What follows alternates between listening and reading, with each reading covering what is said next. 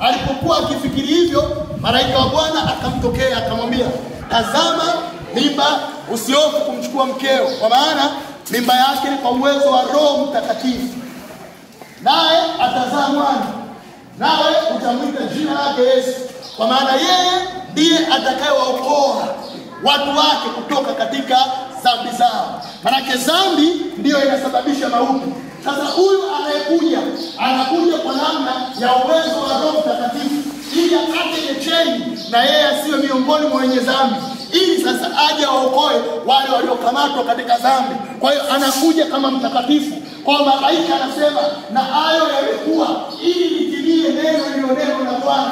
Kwa Bwana mwenyewe kuna wakati alinena kutumia vinywa vya manabii. Kwa malaika aleti ujumbe mpya, isipokuwa ni ujumbe ambao Mungu mwenyewe alishaongea kupitia Isaya, ya kwamba atakuwa bikira, atachukua mimba, naye atazaa mwana, nao atamuita jina lake Emmanuel. Maana yake ni Mungu pamoja nasi. Kwa nini? Mungu ndiye anayestahili kuja kumkomboa mwanadamu, kwa sababu wote wametenda dhambi na kupungukiwa na utukufu. Hakuna mtu anayetembea katika sheria ya Mungu, lakini wote wanazaliwa katika cheni ya damu. Maana inatakiwa aje ambaye atakuja kwa uwezo wa Roho Mtakatifu, ataishi maisha matakatifu, ambaye atatenda dhambi, ambaye atastahili kuwa sehemu ya mauti. Na ndio maana nisomea Waebrania 4 mstari wa 15.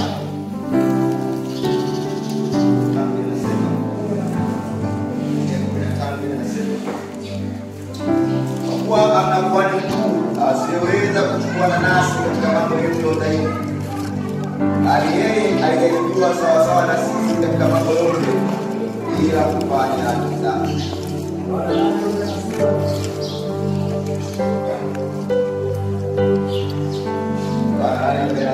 Anasema, na ni nani miongoni mwenu alishuhudia ya kuwa ni dhambi? Nami nikisema kweli, kuna nini na msadiki?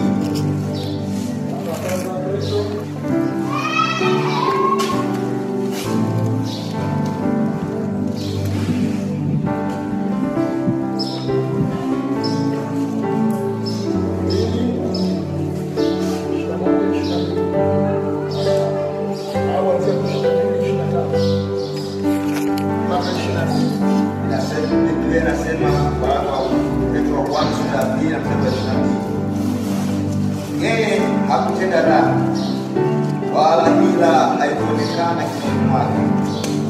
Yeye alipotukanwa hakurudisha matukano, alipoteswa hakuogopa, bali alikabidhi kwake yeye ahukumu kwa haki.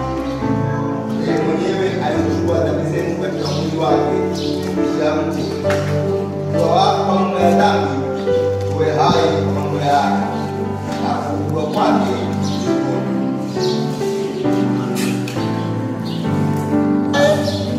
jina lake ataitwa Yesu, kwa maana yeye ndiye atakayewaokoa watu wake kutoka katika dhambi zao.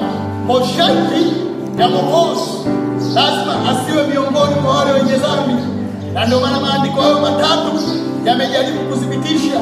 Waebrania 4:15 inasema, kwa maana hakuna kuhani mkuu asiyeweza kuchukuliana nasi katika mambo ya udhaifu, bali yeye alijaribiwa sawasawa na sisi katika mambo yote, pasipo kutenda dhambi.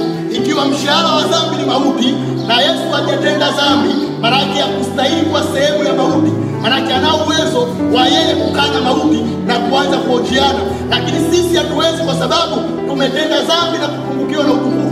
Maana yake mauti anakuwa na utawala kwako, maana yake mauti anakuwa na nguvu kwako. Maana yake anatakiwa aje mtu ambaye wanaweza wakakaa wakazungumza, mauti akimwangalia na muona kweli huyu ana haki. Na ndio maana Yesu aliweza kusimama katikati ya watu akasema, au ni nani miongoni mwenu alishuhudia ya kuwa na dhambi? Mbona nikisema hiyo ya kweli amwamini? Yesu anasema yeye haikuonekana dhambi wala hila kinywani mwake, maana alipotukanwa hakurudisha mashuhumu, alionewa na kupigwa kwake sisi tulipona, maana alizichukua dhambi zetu msalabani. Hata kinachotokea ake Yesu amekuja, yeye akatimiza sheria yote. Yesu alipotimiza sheria yote, kutimiza sheria yote manake ni manake ya kuasi. Kama kuasi manake ya kutenda dhambi. Kama kutenda dhambi manake ya kustahili kuwa sehemu ya mauti.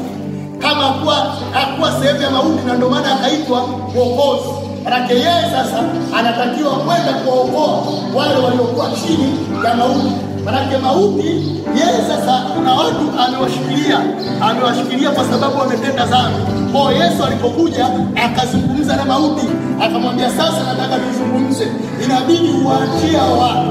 Mauti kamuuliza, nawezaje kuachia watu ikiwa na walipa kile walichostahili? Yesu akasema, si unaniona? Akaambia, nakuona. Je, nina dhambi? Akaambia, huna dhambi. Akaambia, je, nastahili kuwa sehemu ya mauti? Akaambia, ustahili. Akasema, kama sistahili, mimi natakiwa nije katika sehemu yao, alafu kuachia hao. Mimi nitakaa katika sehemu yao mauti, wewe waachie vijana wangu. Mauti akasema, kwa sababu hiyo mimi nitawaachia. Na ndio maana katika Mathayo 27 Pilato au liwali anauliza, niwaachilie nani? Niwafungulie nani? Watu wakasema, tufungulie Baraba. Baraba maana yake ni Baba. Bali maana yake ni mwana. Aba ni baba. Baraba maana yake ni mwana wa baba. Kwa mwana wa baba aliyekuwa amepotea, ambaye alistahili kufa, yeye anaachiliwa. Alafu mwana wa baba aliyetenda haki anaenda kukaa katika nafasi ambayo huyu asitakiwa kufa.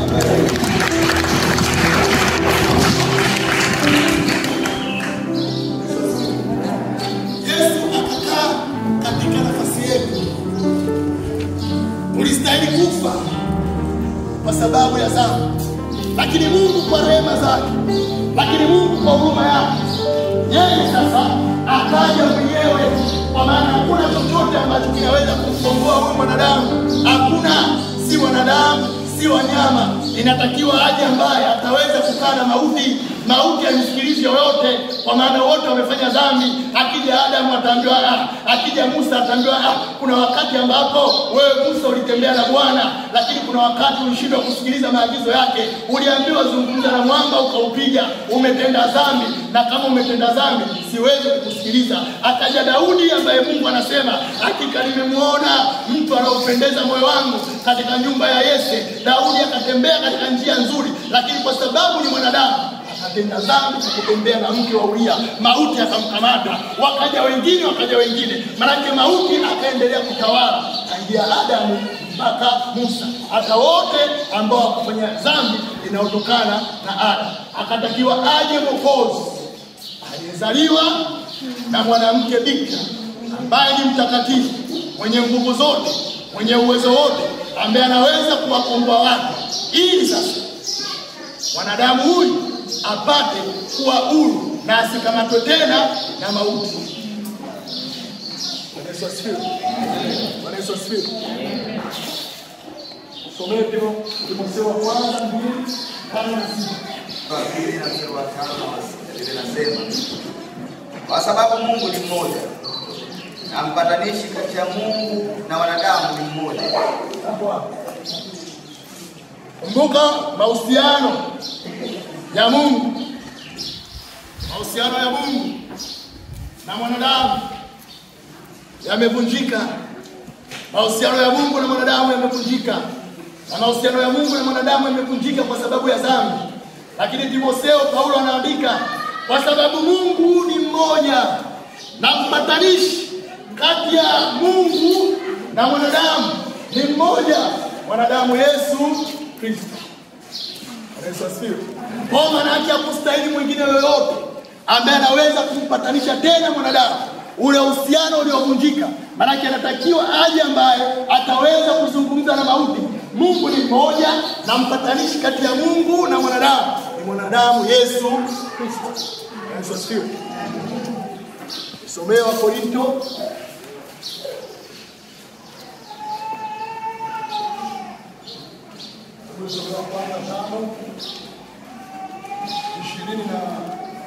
moja kama sio Wakorintho wa pili.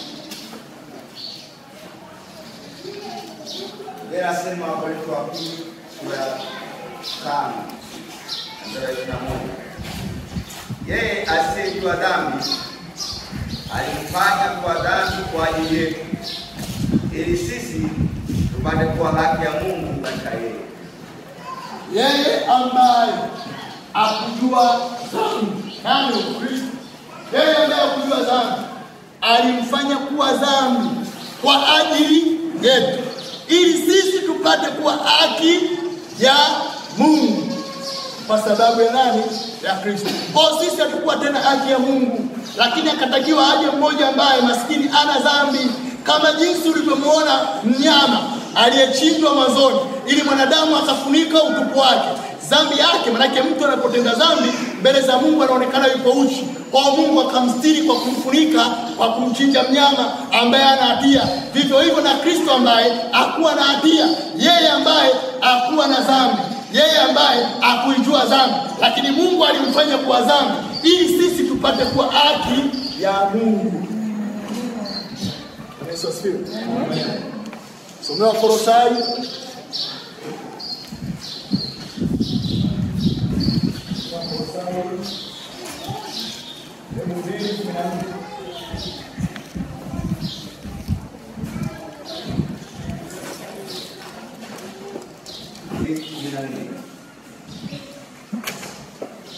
akiisha kuikuta ile hati iliyoandikwa ya kutushtaki kwa hukumu zake iliyokuwa na uadui wetu, akaiondoa isiwepo tena, akaigongomea msalabani. Akiisha kuzivua enzi na mamlaka, akiisha kuikuta ile hati iliyoandikwa ya kutushtaki kwa hukumu zake iliyokuwa na uadui wetu, akaiondoa isiwepo tena, akaigongomea msalabani. Akiisha kuifuta ile hati ya mashtaka iliyokuwa na uadui wetu, akaiondoa isiwepo tena, alafu akaigongomelea msalabani. Maana kulikuwa kuna hati ya mashtaka inayotushtaki kwamba hawa ni wangu. Kwa nini ni wangu? Kwa sababu wametenda dhambi. Kwa Yesu anapokuja anakaa mauti, anazungumza, anamwambia waachie. Anapoachia maana anaifuta ile hati iliyokuwa na uadui kwetu, anaifuta ile hati iliyokuwa na mashtaka kwetu, anaigongomelea msalabani isiwepo tena. Kwa sasa Yesu, Biblia inasema alikufa kwa sababu ya dhambi zetu. Kwa yeye asistahili kufa. Kwa mauti ikatuachia, ikamchukua Yesu na Yesu akafa. Maana yake akabaki Yesu na mauti uko chini. Kipindi mauti amekubali kwamba Yesu awe mbadala, kwamba wewe umesema kwamba waachie hao ili wewe ukae katika nafasi. Sasa wewe utaondoka na mimi. Kweli Yesu akafa msalabani, lakini ushindi uliokuja kupatikana baada ya siku ya 3, mauti ilishindwa kumkamata Yesu Kristo wa Nazareti. Yesu akaibuka akiwa mzima. Kwa mauti akawa ana shaka.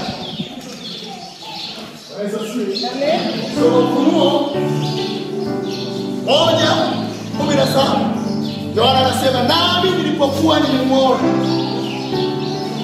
nikadondoka kama mtu aliyekufa, akaweka mkono wake juu yangu akaniambia, usiogope, kwa maana mimi ni wa kwanza na wa mwisho, niliyekuwa nimekufa na sasa ni hai, na sasa ni hai tena, nina funguo za mauti na kuzimu. Maana nini? Nilienda na nikamshinda. Na ndio maana ile Isaya 25:8 Biblia inasema, wapi? Inasema mauti imeshindwa, mauti imemezwa hata milele. Ukisoma Korinto wa 1:15 inasema, na sisi miili yetu itabadilishwa, nasi tutakuwa kama malaika, na mauti haitakuwa tena, na mauti itaulizwa, wapi kushinda kwako leo ulikuwa wa nguvu na utukufu? Maana yupo mmoja aliyekuja kuishinda mauti. Na ndio maana soma Yohana 5:24 Yesu anasema,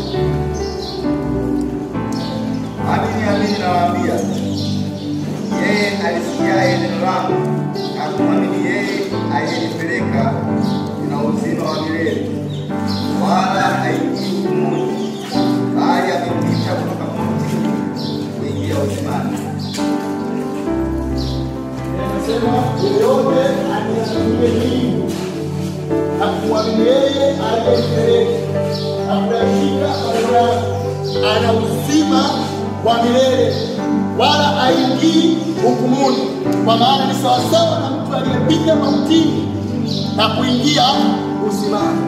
Unawezaje kupita kwenye mauti na kuingia uzimani kama hayupo aliyeweza kutoa kutoka katika mauti? Kwa maana haukustahili. Maana kule ndipo ambapo wewe ulikuwa unastahili kwa sababu ya dhambi zako, lakini akaja mmoja ambaye yeye asiyejua dhambi, lakini akafanyika kwa dhambi ili sisi tupate kuwa haki ya Mungu. Na ndio maana Yesu anasema yeye aniaminie mimi ni sawasawa mtu aliyepita mautini na kutokea uzimani. Na ndio maana akasema kwamba maana jinsi Mungu alipenda ulimwengu, manake Mungu alikupenda wewe, akaona kwa nini ufe, kwa nini upotee, kwa nini uangamie.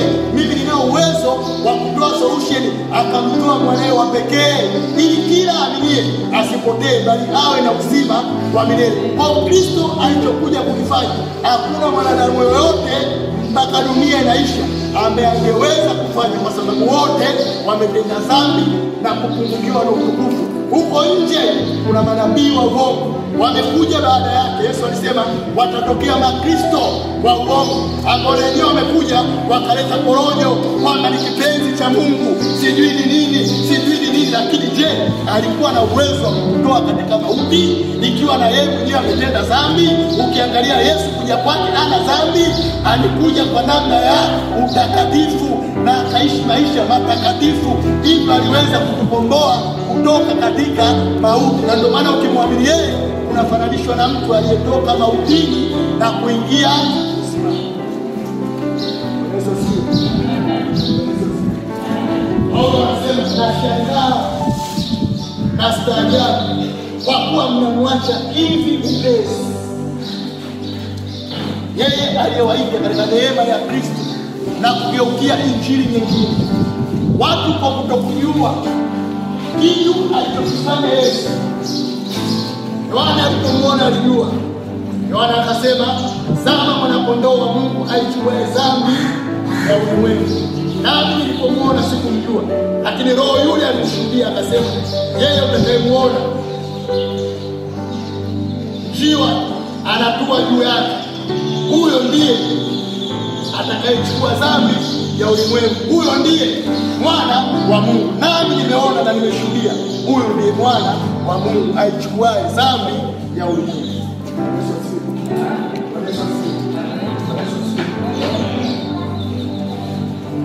Tunakwenda kuomba.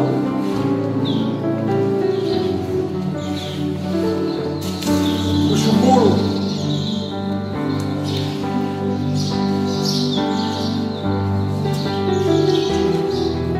Mwambia Yesu asante.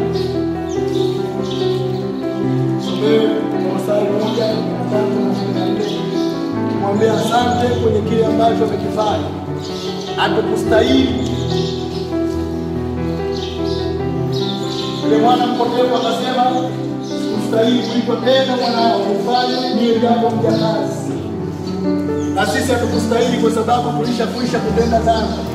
Lakini kwa neema na rehema amemtoa mwanae wa pekee. Kwa itastaajabisha ukikataa pia na hivyo utasema hii nayo ni kawaida.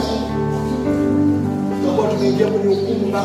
Na Biblia inasema hata ilikuwa mtu akiwa ndani ya Kristo hakuna nini tena hukumu, au amekuwa kiumbe kipya. Ya kale yamepita, tazama yamekuwa mapya. Hakuna tena hukumu ya adhabu juu ya wote waliokuwa ndani ya Kristo, kwa maana Roho yule wa uzima amewaweka huru bali na dhambi na mauti. Kwa kuna Roho wa uzima ametufungua, ndio maana hakuna tena hukumu ya adhabu juu ya wote waliokuwa ndani ya Kristo. Nisomee hapo. Ninasema Wakolosai 1:13, naye alituokoa katika nguvu za giza, akatuhamisha na kutuingiza katika ufalme wa mwana wa pendo lake, ambaye katika yeye tuna ukombozi, yaani msamaha wa dhambi. Ambaye katika yeye tuna ukombozi, yaani msamaha wa dhambi. alituhamisha kutoka katika nguvu za giza, akatuingiza katika ufalme wa mwana wa pendo lake, ambaye katika yeye tuna ukombozi, yaani msamaha wa dhambi. Bwana Yesu asifiwe. Ukija utasoma Ufunuo kwenye kwambia wala mjui hakuna mauti tena.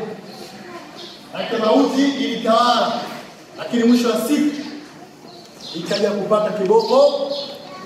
Bwana Yesu asifiwe. Kwa hiyo tutaenda kuimba nyimbo ya kuabudu hata kama ndani ya Yesu na neema. Usinani sana, lakini mwambie Mungu asante.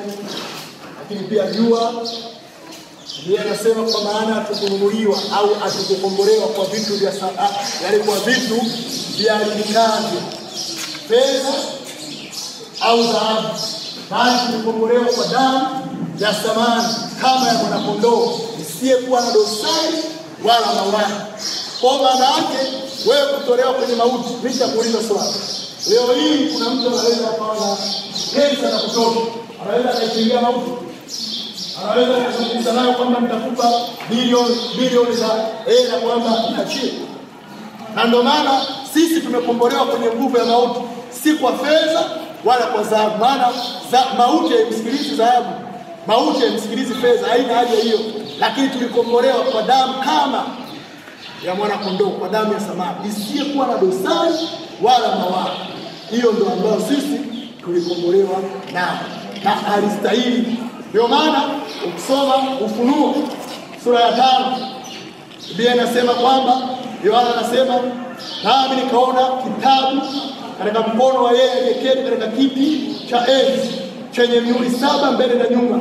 Nikaona malaika akihubiri kwa nguvu akisema, ni nani anayestahili kukifungua kitabu hiki? Akupatikana mtu mbinguni, duniani, wala mahali popote. Nami nilipoona hivyo nikashikwa na uchungu na kutaka kulia. Lakini akatokea mwenye uhai mmoja akaniambia, usilie, kwa maana yupo anayestahili kufungua mihuri yake.